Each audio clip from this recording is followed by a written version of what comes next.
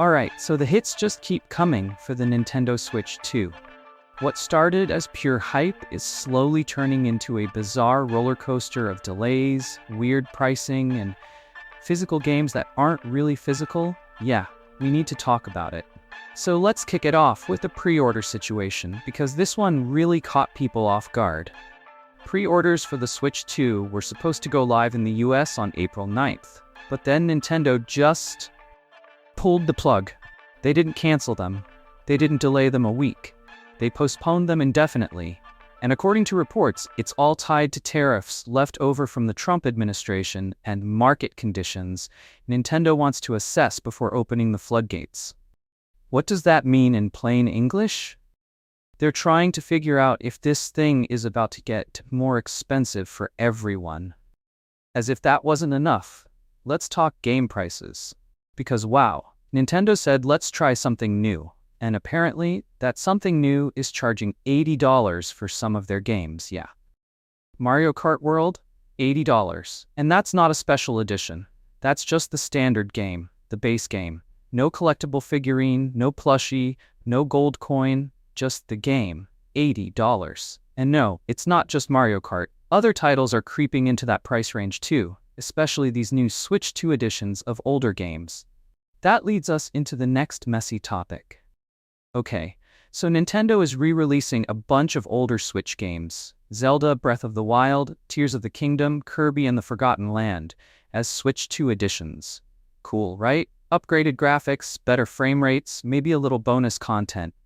But here's where things get murky. Not all Switch 2 editions are made equal.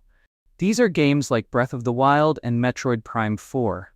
They get better performance, but no new story or content. Games like Kirby or Super Mario Party Jamboree have added content, bonus levels, story bits, that sort of thing. So if it's just a visual boost, it's a $10 upgrade. But if there's story content, you're looking at a $20 upgrade.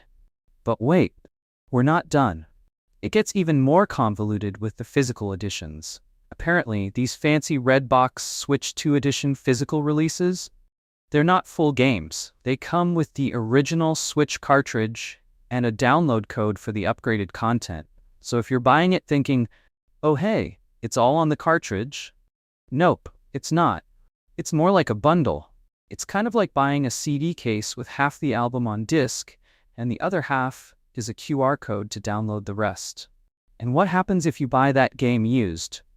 You're stuck with the vanilla Switch 1 version, unless you want to pay again for the upgrade. It's a nightmare for physical collectors. This almost feels like Nintendo is testing the waters on digital DRM with a physical skin. The whole point of physical games for many is preservation. Being able to pop in a cartridge 10 years from now and still play it without relying on servers or codes. And now, that might be disappearing. And yeah, that's a little concerning. All of this, it just feels off. Nintendo's never been perfect, but they've usually had a pretty strong sense of identity. Family-friendly, accessible, creative.